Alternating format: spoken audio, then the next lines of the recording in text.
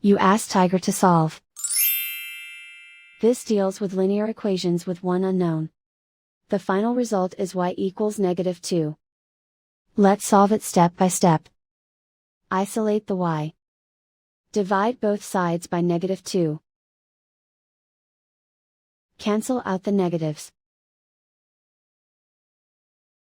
Simplify the fraction. Move the negative sign from the denominator to the numerator.